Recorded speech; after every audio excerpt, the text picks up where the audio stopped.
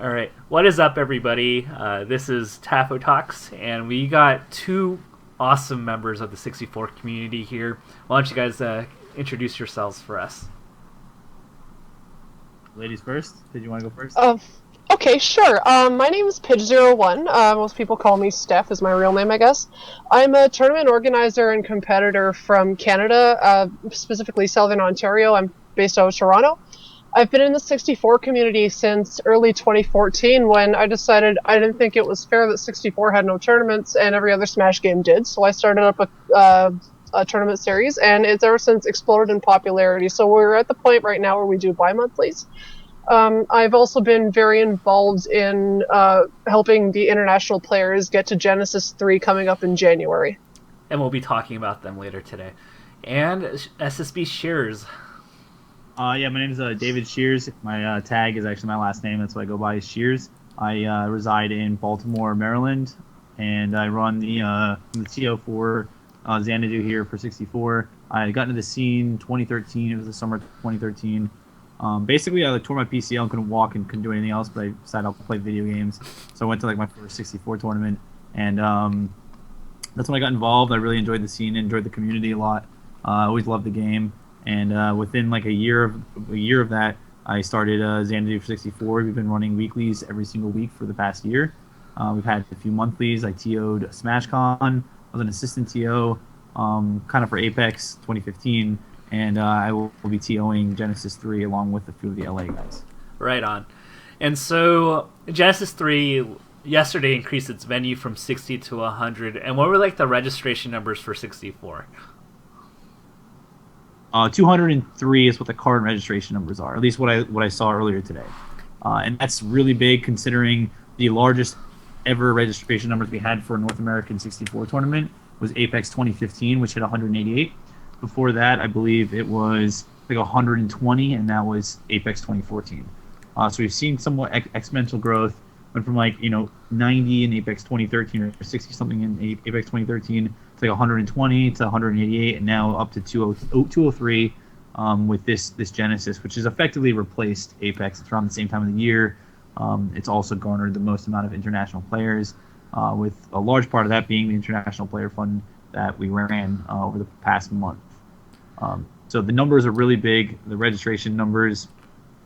It's if anyone hasn't been paying attention, this is a record. So 203 might not sound like a lot for a Smash 4 major or a Melee major, but for 64, this is the biggest we've had. And even though we're an older game,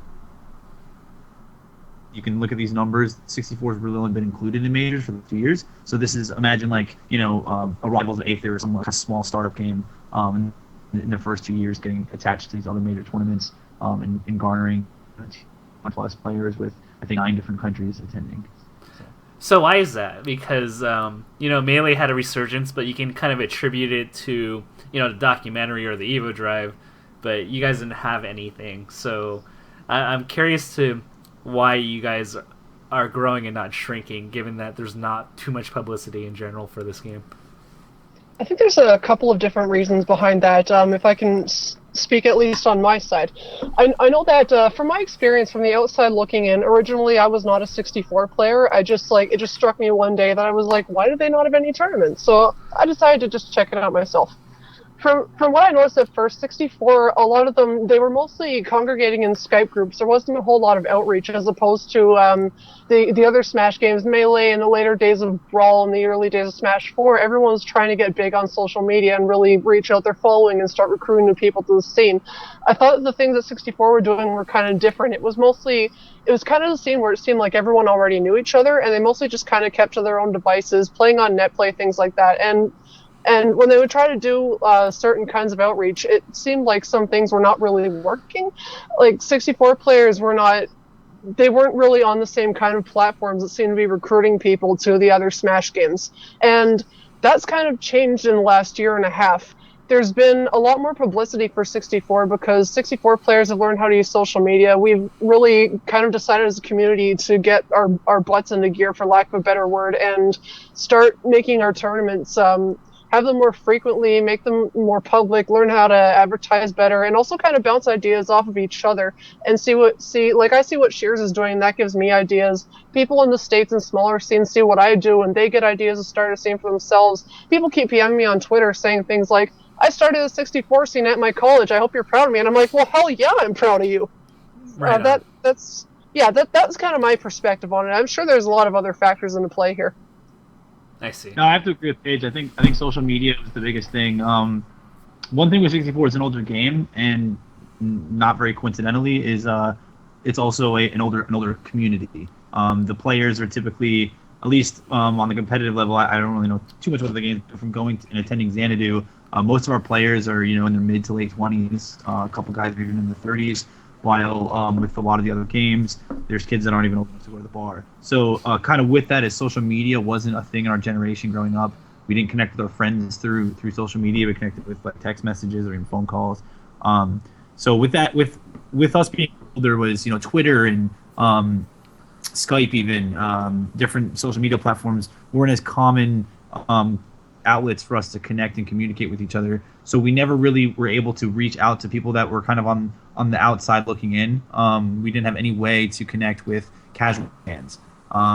So I didn't get a Twitter until I would say maybe like the start of 2015. And the person that pushed me to do that was Nintendo. He's like a local Maryland guy. Everyone should know him for like Melee. He's also like kind of a legacy 64 player. And I remember talking to him one of the tournaments. We were sitting down.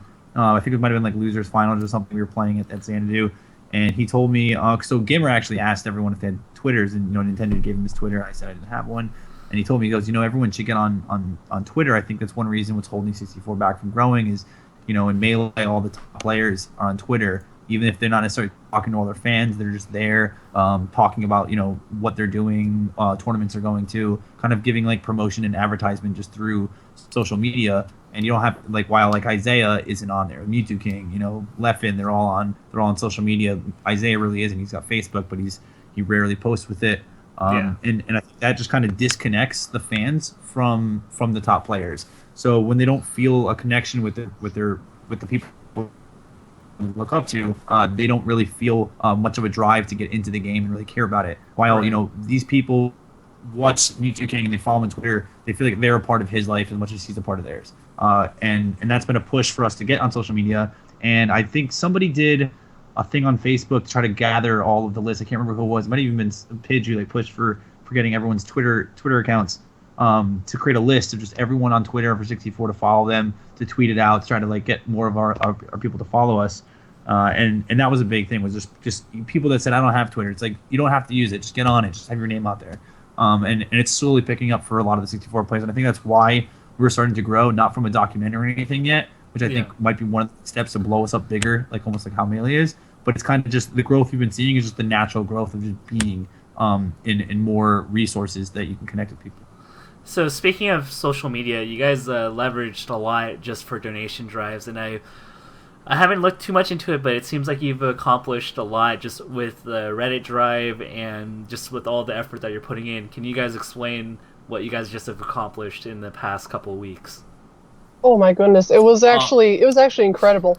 Shears, you go ahead because you're the one that started the donation drive. Yeah, so there's actually been for Apex 2014 and Apex 2015, there were these kind of drives that kids started. Basically, there's this guy, Captain Tafo, and he's he's a Falcon guy from Peru, and everyone wanted him to go. So one kid on Smashboards was like, "Hey, it'd be great if everyone can help donate, probably $700 for a flight." And we raised some money, but visa problems, he couldn't go. So no one ended up giving any money. And then on Apex 2015, I think the Z, who's a Canadian player, he's one of the top players. He did a drive going to bring FaZe, who I think is a European player. I don't exactly know which country he's from, but he wanted to get him to come, and people were like, "Yeah, we'll donate money," but it never really accomplished anything because people always liked the idea of saying I'll donate, but they never actually donate when the time comes. Yeah. So then this time around, Genesis 3 comes. It's basically the next Apex. And everyone's like, hey, we should raise money to bring the Japanese players or to bring the Brazilian players, to bring, some of the Mexico players. And everyone was talking about it. And I was like, the biggest problem is there's not a list. There's not this repository with all the players' names and how much it costs so everyone can just see and know what's needed, and they can donate to who they want to bring them. So I literally just made a quick website page. It was like the worst HTML, worst CSS, like doesn't even look good. It looks like it was made in like 1998, like a really junky page. But it was just enough to have the list of information there, the names, the players, and how much it costs. And with even how bad it looks, I just created that, and I created a PayPal account just for the player fund. I put a donate button, and I spread it out to our Facebook groups, the other parts of the 64 community. And my expectations, a lot of the international players came and were like, I would like my name on the list. And, being ambitious, I thought we would maybe raise $1,000 in a month, which would have brought like 3 players, and we had 9 players on the list. And it ended up blowing up bigger than I could ever imagine. Within the first week, I think we had $2,000 raised, and like 6 or 7 players already confirmed. So it was kind of incredible, but a lot of that comes from what Pidge did. So I just really just created the site, and I just kind of posted on Reddit every time we got like an update. Like it was like, oh, we raised enough money for this player. Make a Reddit post, kind of not only build up the hype for the player, but remind people, hey, there's still more players to come. Want you to donate. The biggest push in how much was raised was really done, I think, by Paige through her Twitter and Reddit and everything, and the work she did. So if she wants to go into that, she definitely can. Yeah, sure. I can elaborate on that a bit. Actually, it was only a couple of days ago when we reached the $3,300 goal, which was kind of the final goal for the fundraiser. So that was kind of a huge milestone for 64, because nothing to that extent has really happened for us before. When we started the donation drive, I thought it was a really cool idea. And like we were saying earlier, most 64 players they're not really into social media. It wasn't really our generation. That, I guess the same can be said for me. Like, I'm 26. Social media wasn't a thing that I really grew up with either. Like, Facebook was kind of a thing after I graduated high school or whatever. But I started off in Brawl, and a lot of my friends are like top Melee players. So when they were all getting huge on Smash Bros and Twitter, I kind of like jumped in on that kind of early. And from the old games, I kind of had a big following going with like the scandal when I got Smash 4 early and all that stuff. So I kind of amassed this big Twitter following, and I kind of used that to my advantage. I was like, people that were following me on Twitter, like just following my adventures in Smash Bros. Once I started getting into 64, people thought that was really interesting because there were not that many 64 players on Twitter. So I was kind of like a go-to person for people that were interested in getting like a look into the 64 scene from someone that they already knew. So from that, I just kept like posting about the 64 donation drive and appealing to people, like saying things like, please donate even $2. We post on Reddit every time we reached a milestone, because people on Reddit, most of them don't play 64, but they like hearing about it, they like reading about it, even if they don't know that much about it, they like to know that things are going well for us, so all of them try to help. What I started doing was, when donations started slowing down, I was like, hey, you know what? I went to school for art for like 5 years. Maybe I could create something and start selling it. So I bought like, every tournament you go to, you see like perler beads everywhere, buttons everywhere, like all these little knick-knacky things that I was like, hey, you know what? People love this stuff, so I'm gonna make them and I'm just gonna commission them and sell them to people.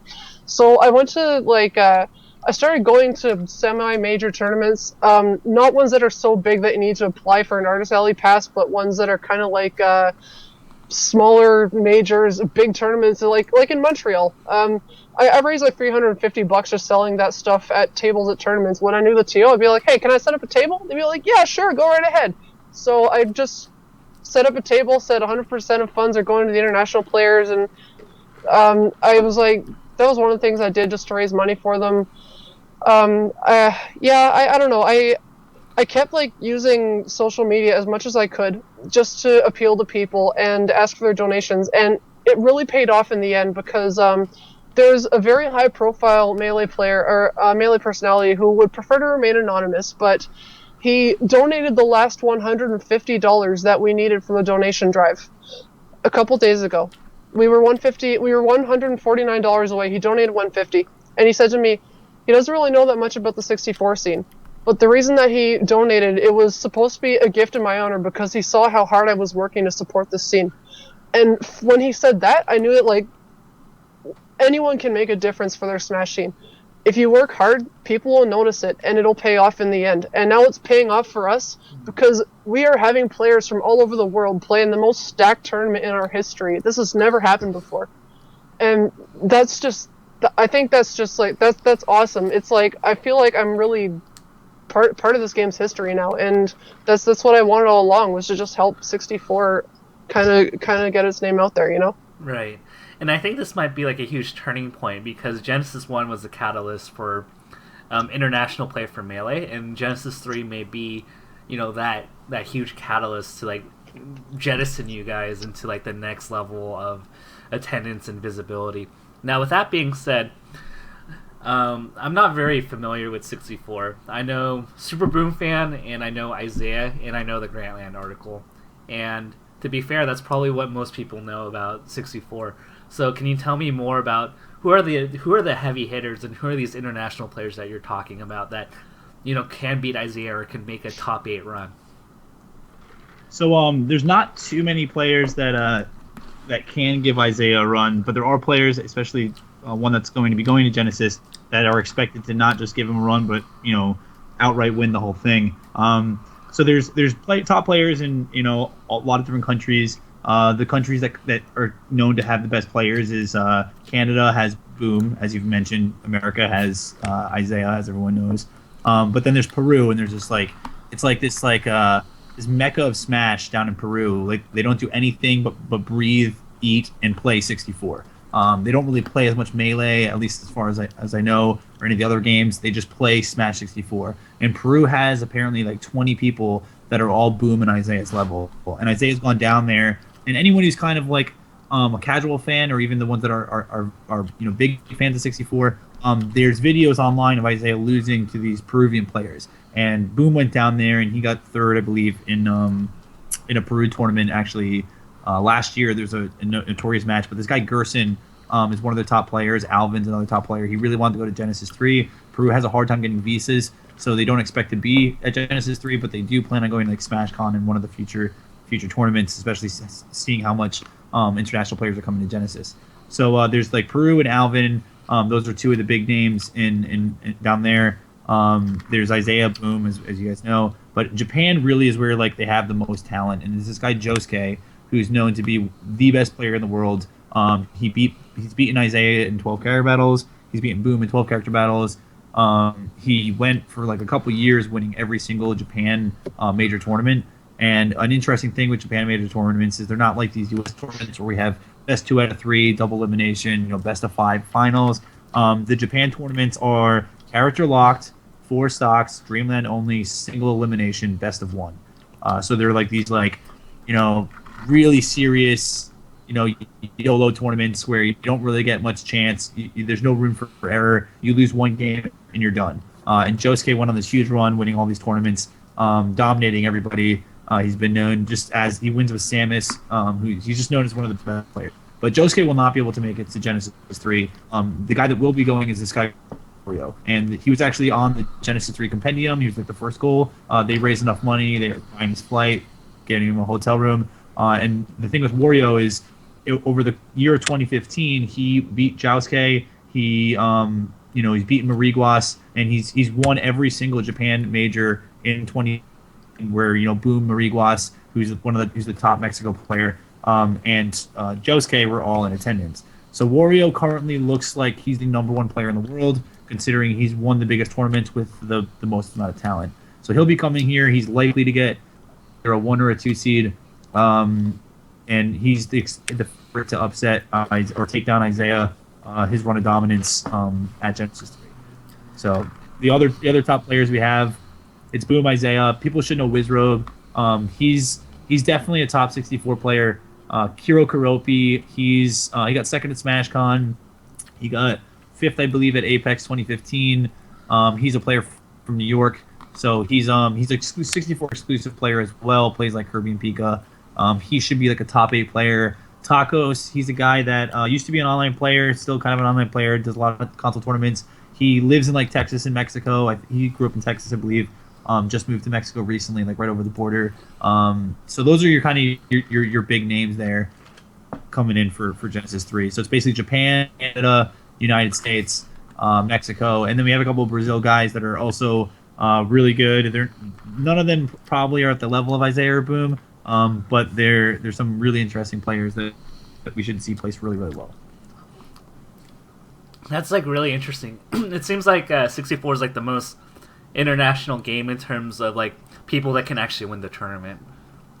Would you? Yeah, I would probably I say would agree.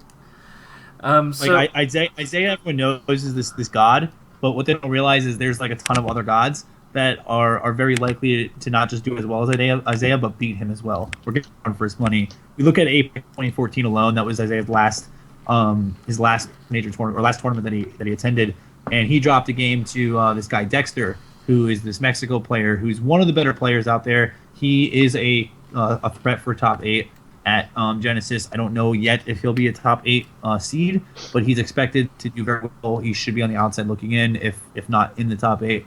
But he took a game off Isaiah just in Apex 2014, and there's people coming that are better than Dexter that will probably not just take a game off Isaiah. They're hoping to take Isaiah out. So yeah, Japan probably is though. Japan and Peru are probably the 2 best countries for 64. So in Melee we have kind of a similar predicament where a player leaves for a while, PPMD being the prime example, and he comes back. Competition gets a little stronger, where he was arguably the best player in the beginning of 2015. Still a really great player at the end of 2015, but people got better. There's competition. Isaiah hasn't played for over a year. How much has the competition evolved and just gotten better over the past 2 years now, since Isaiah's last attended? It's gotten a lot better. As far as the top level players, so Boom has gotten to a whole nother level than he was before. He actually went into Japan a couple months ago, and we talked about Josuke, who has beaten Boom in 12 character battles, and Isaiah in 12 character battles. So if anyone doesn't know what a 12 character battle is, it's a thing in 64 where you get 5 stocks for every character. You have to play every single character versus someone else's 60 stocks. And the last one standing, basically, is the winner. It's like the same thing as an Iron Man. Yeah, sure. So I guess that's what you call it in Melee. But so that's kind of like what we consider the true test of talent. You have to be good with all 12 characters to be able to win those. Josuke has a record of beating Isaiah and beating Boom, but just recently, Boom went to Japan for a tournament a few months ago, I believe, and he actually beat, I think, Josuke in the 12-character battle.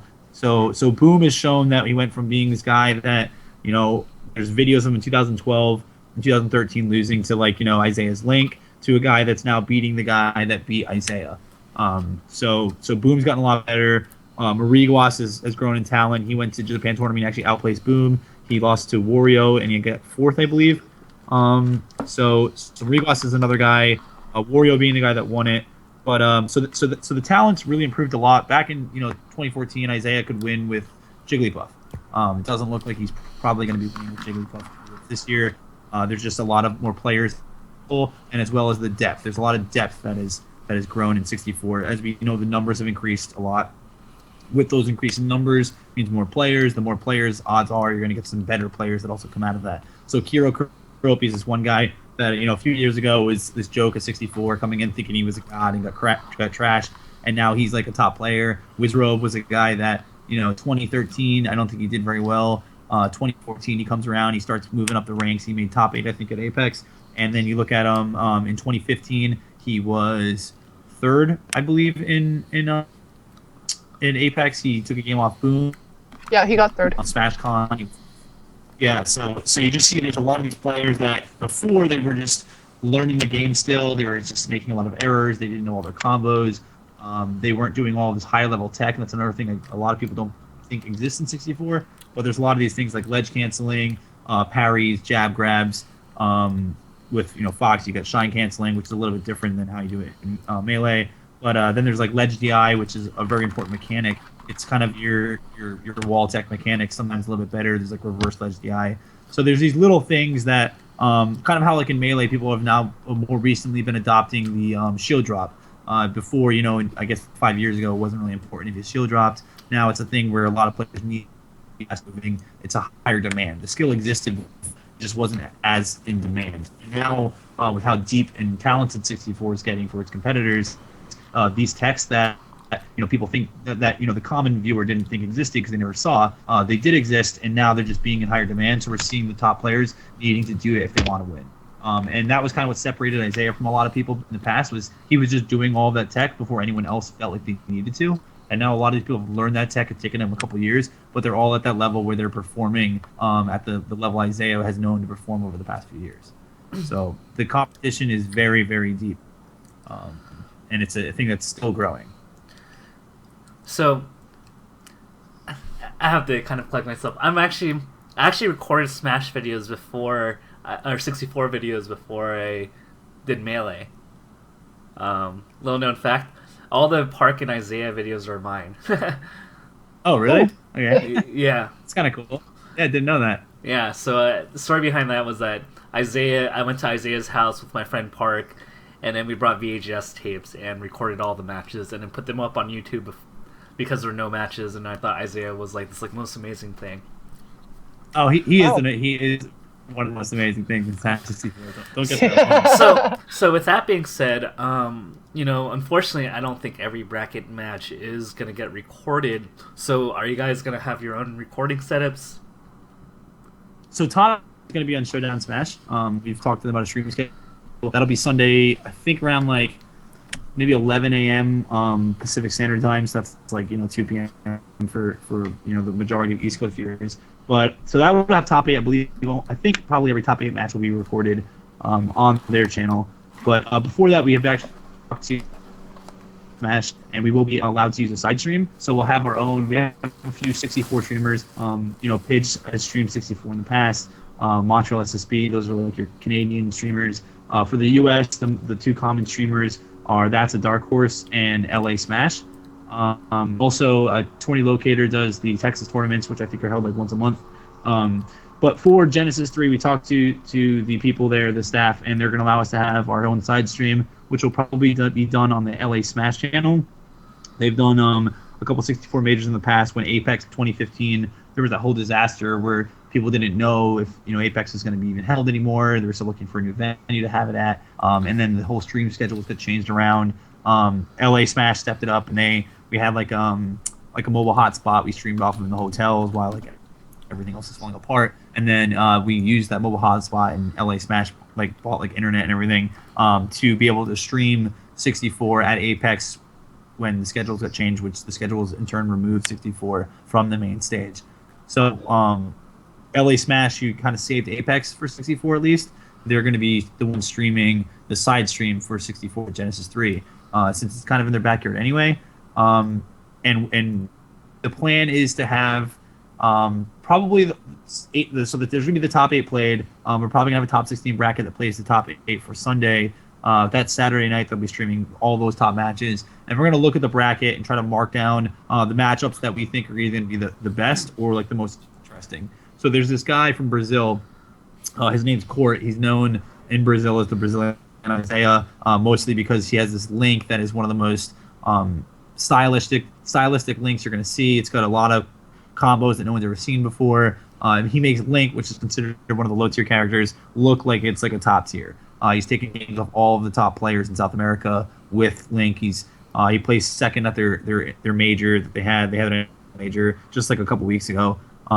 So he might not be a player that's necessarily expected to get top 8. He's definitely expected to be a top player there. But because of the hype that he generates and the style and his play with Link, he probably will earn some stream matches against, let's say he plays against Boom or someone. Even if it turns into a 5-stock, it's just the reputation he has is going to garner him some stream matches.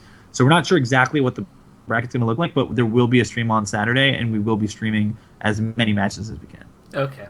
I'd also like to just add a small point there, is that the fact that we're doing the side stream, 64 has kind of had to do that at pretty much every single tournament we've been featured at, because we've been consistently plagued by having terrible stream times.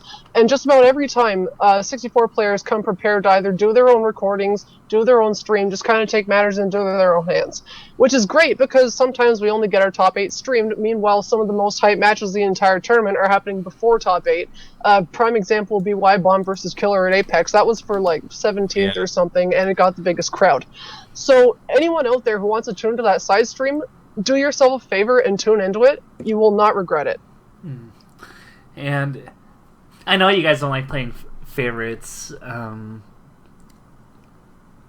Actually, we'll leave that question for a little bit. What are some of like are there any like rivalries or narratives going into this that isn't really Isaiah related? Like, because in Melee, we had Westballs and Axe play a lot.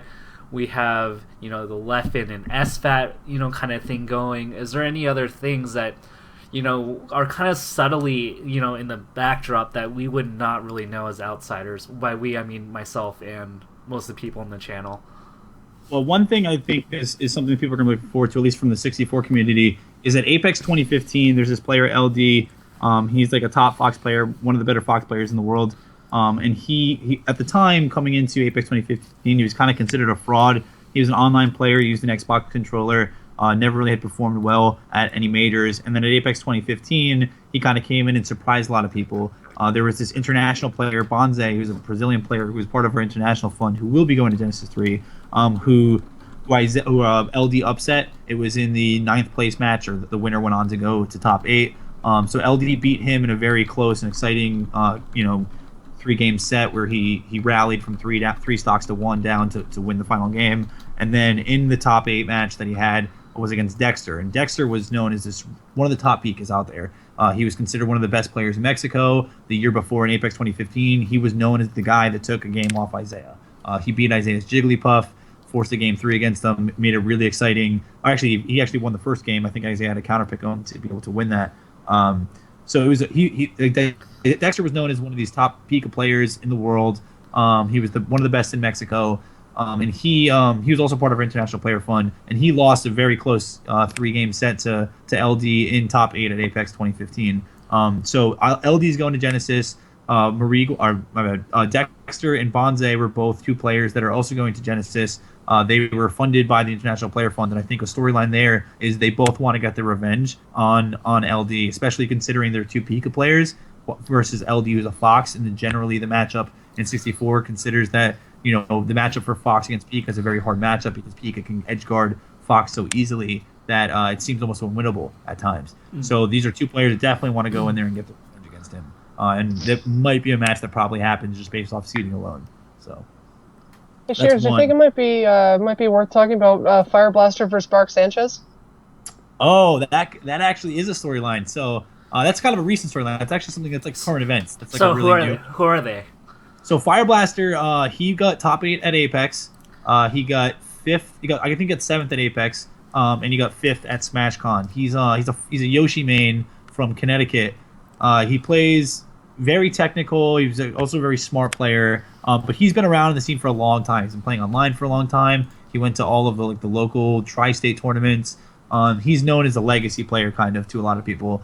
And he's done really well at nationals. And there's this guy, Bark Sanchez. He was this guy I found in Baltimore a year ago. He's one of the people that I needed to find if I wanted to start a 64 scene here. VG Bootcamp said you needed players. I went around scrounging for players. This is one kid that I found at a bar. That had these like really random video game tournaments with like items on and everything. And I played the kid, and he was just like at the time, he was you could tell he had talent, but he didn't have anything put together. So he came into the scene, and he's literally, this is still his like first 12 months in 64, and he went from a guy that was struggling to get into the top 3 at Xanadu, which we only had 60 people, to just in the past 6 months he beat Kiro at a tournament in Los Angeles over the summer. And for those who don't know, Kiro got 2nd at SmashCon. He just recently, so he lost a set to Fire Blaster that past summer too, and it was a close set, Beast of the Northeast. But recently, just the past month, me and Bark went up to a tournament in New York. It was Nebulous. They have like a weekly series. So we went up and they had a 64 tournament there, and Fire Blaster came from Connecticut there.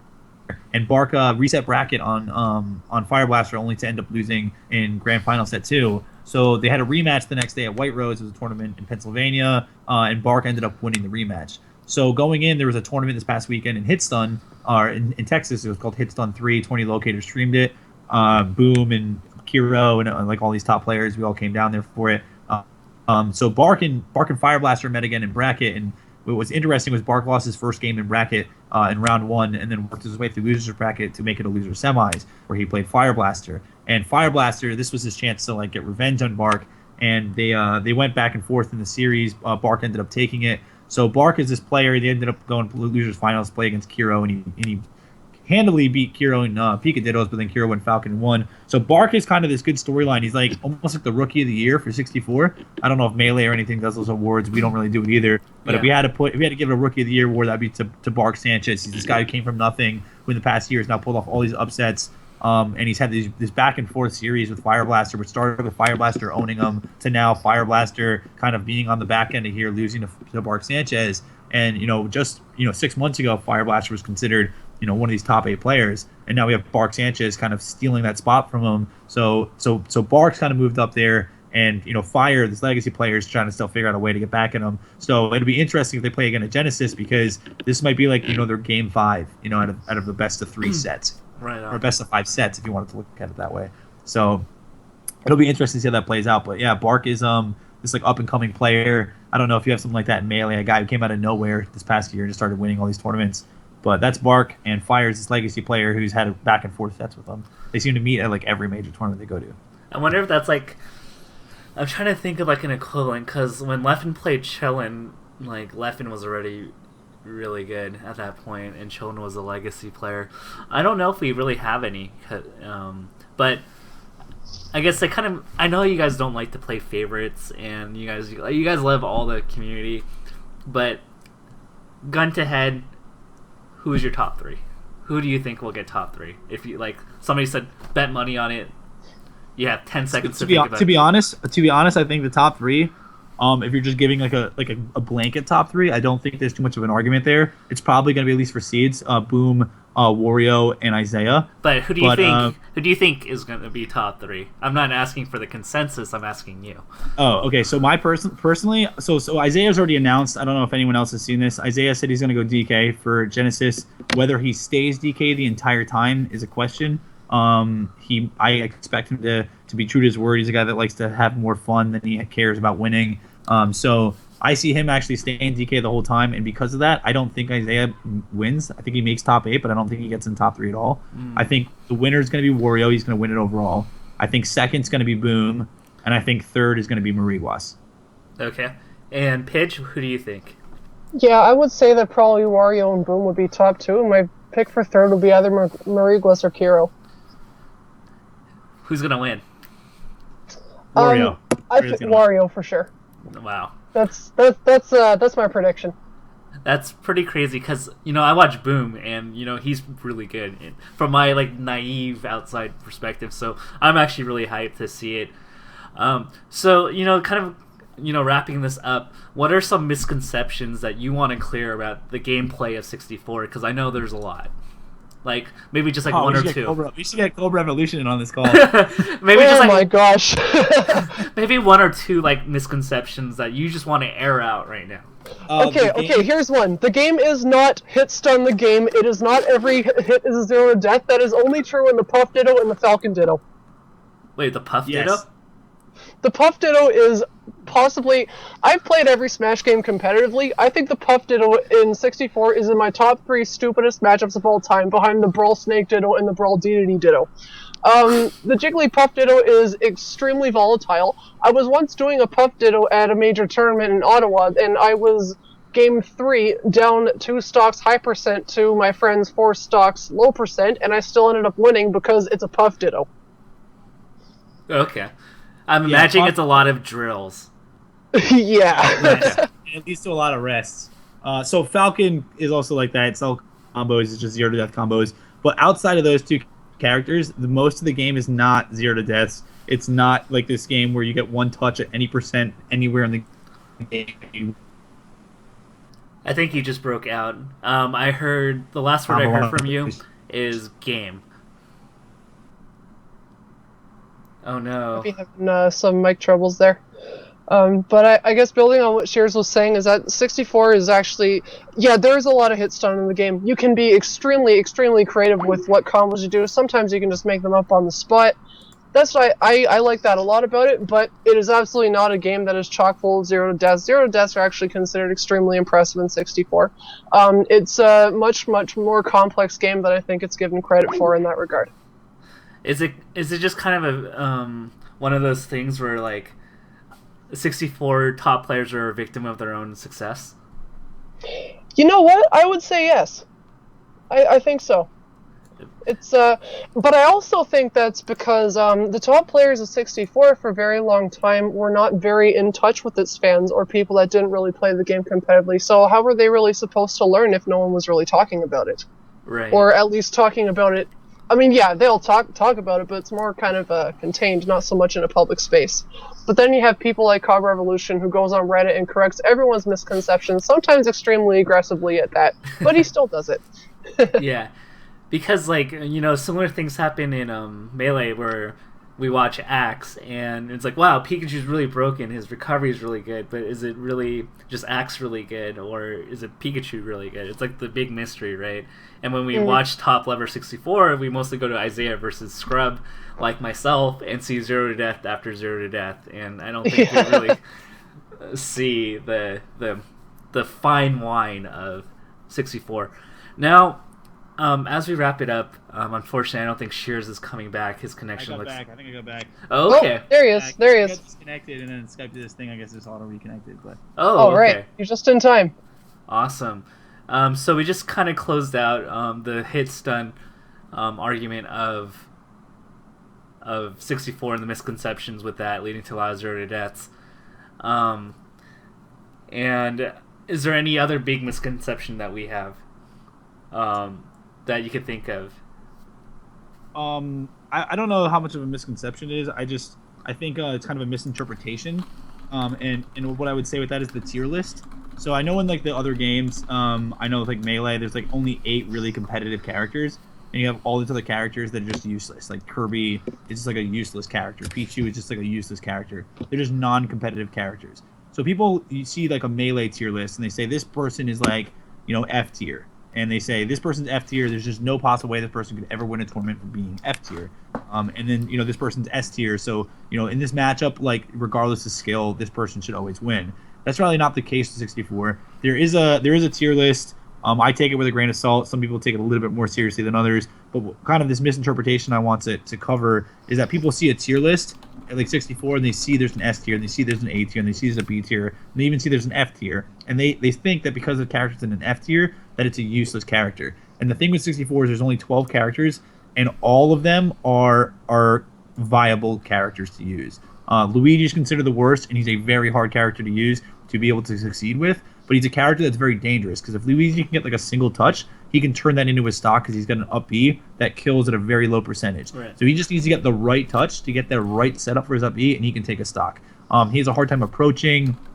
He's a little bit slow. He has a bad jump.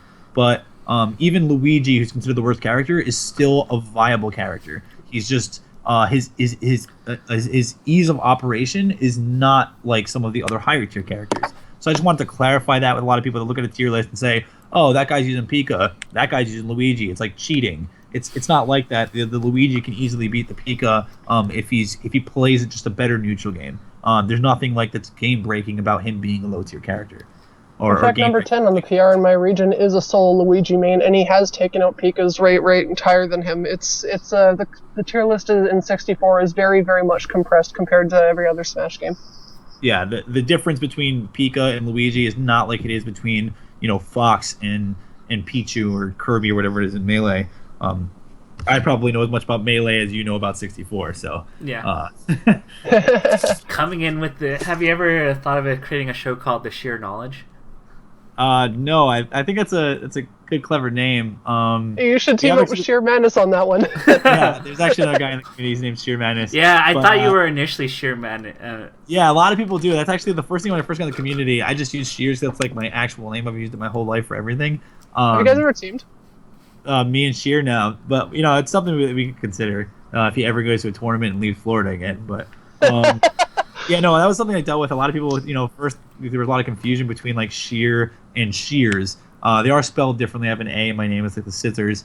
But no, you're talking about doing like a show. Actually, something that I don't want to spoil too much about, but there's a lot of us in the community that have been talking, and we've put together like a chat. We're working on some details, but we are working on like developing a podcast and like kind of like a content TV show thing or something like along those lines, where we go over like current events in 64, upcoming events, meta character matchup discussions, things like that. So I don't want to spoil too much about that. There's still things in the works. We haven't really done the content yet. We're still like in that process of writing out our outlines for how it's going to go, direction of the show, and everything.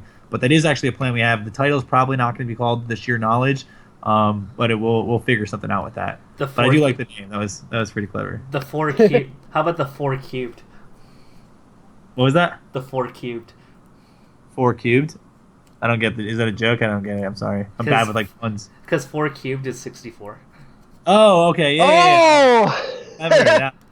Yeah, I think I remember I Google searched you once because around the Twitter thing, and you said you were a fan of puns. I think it was said on your wiki page or something. So yeah, I'm really bad with puns. It's like puns are not my thing. But that was good. I like that 4 cubed. All right. Good segue though. Speaking of research, I think this is both your alley. This is both up your alley. How does a person get to know more about 64? Oh, I have written so much on this topic. Yeah, I would talk to Paige. In fact, let me. I'm going to open up my Chrome right now. I'm going to pull up a post that I made and post in the Skype chat because I have written at least 2 separate guides on like the beginner's encyclopedia on getting into 64. It's got everything you need, like all the tech skill, where to find tournaments, where to play online, what controllers you can use. Yes, you can use GameCube controllers for all you Melee players out there. You can use whatever you want. Let me see if my internet will stop being slow because I posted it on my blog. That page, I'll just kind of give people like one thing to do and one thing not to do. One thing not to do is do not go to like the SSB Wiki. That is littered with wrong information. It's either outdated information that was written by 64 players in 2009 and almost none of the material holds up, or it was written by just some casual fan watching something and decided to update a wiki on an opinion they thought might have been true. So do not go to the SSB Wiki page. But however, the Smashboard 64 section actually has a lot of material that is up to date, and it gives you a lot of information about the community. Because Smashboard's 64 section is actually very active with top 64 players. It's gone down a little bit in the past couple months, but over the past few years, all the top players have been pretty active in the Smashboard 64 section, which I know for the other games I don't think it's like that. So Smashboard is actually a pretty reliable resource for 64 content. The wiki is not. Do not look at the wiki. But I think Paige is talking to the guys at Liquipedia and trying to get some 64 pages built there. Yes, that's true. Information. So yeah, 64. Well, actually, that was kind of on the down low. It's like, but they did reach out to me and they were interested in integrating 64. So we'll see how that goes. Yeah. So we just pasted this link in the Skype call. Is there any way to show that on the stream? Yeah, and I turned it into a tiny link just to make it easier for people. Yeah, for sure. I made it tinyurl.com/SSB64 guides. Oh, sweet. That'll be good. We can share that with everyone. Yeah, that links to my mega post. Yeah, I would say if people want to get more connected, though, definitely go to Twitter and follow all the 64 players. And then on Facebook, we have a group. It's called SSB Community, or let me look it up. Actually, it's maybe SSB64, but it's basically a North American Facebook group with all of the top players, and then all the casual players, and just about everybody. So it's NA space SSB64 space community on Facebook. You can search for it. It's a closed group, so you'll have to like ask to join. And the reason why it's closed is, for a lot of us who are in the community, we don't want like every time we post coming up on our newsfeed and then our family and friends and everyone else having to see it. Yeah. But we approve everyone to join, so don't feel like it's this exclusive thing and you're not going to get approved. You approve everyone. So that's a group where you can everything about streams, tournaments, discussions, polls. That's all discussed in the community there in that group. So that's one place that people can come in. You're welcome to everybody. You can just come. You can post and ask a question. You can just read some of the things that are up there. You can look at videos that are always posted to the group as well, pictures, things like that, and you can learn a little bit more about the game. But Twitter is probably the best way to go because you can ask anyone. 64 players. Every single person in 64 really wants to grow the game. They love it. They don't play the game for money because there's really not that much money in it. They play the game because it's just like a hobby of theirs. It's the thing they'll do to the day they die. So you can talk to these players, all the top players. They're always helpful and welcoming. You can talk to Kiro. He'll give you advice. He'll say some. He might be a little bit shit talking, but he's a really fun guy. He's never serious about it. He's just all doing it in joking and jest, and he'll give you help. I'll give you help. Pidge will probably give you help. Absolutely. Anyone else, Hit me you up can anytime. look them on Twitter and send them a message or tweet to them, and everyone at 64 is really friendly and helpful. Right. Actually, now that you mention it, I actually wrote a post about this on the Melee on Me blog last year, and I still do keep it updated, and I realized that I never put any SSB64 community in it, so I'm actually doing that as we speak. Oh, wow. I think that community might have been created, that Facebook group might have been created after you wrote your article. Oh yeah, but I still I update the article periodically with new info. Oh. In fact, the most recent was about a month ago or so. Well, then everyone watching, just go to that article, because that article will probably have all of the content I just described. Yeah, that was like really like awesome because I have like I'm really I mean like even before this I honestly did not know even where to start, and I as like community leader for Melee, I always have to think of something called a sales funnel. This is something they use in business, like how do like businesses quote unquote get their customers, right? Like what avenues do people progress into the funnel and eventually into our community? And that was like one of the big issues with Melee for a while before we had this like huge explosion. And I think this is like these guides like this like help us, because it's like, okay, like if I type this in, then there's an offside chance that like random people who are remotely interested but don't know where to start will eventually find their way to these resources. Yeah, the article is great. Now the big question is, how do we make sure that everyone that plays 64 or Smash and is interested in 64 finds this article? So that's the hard part. Is there's the content. Pitch created the content. It's now making sure that content reaches the fingertips of everyone who could be interested. Well, have you guys ever thought of making a simple slide for the stream? What do you mean? So, like, how, like, during the stream breaks, they have, like, slides that go up?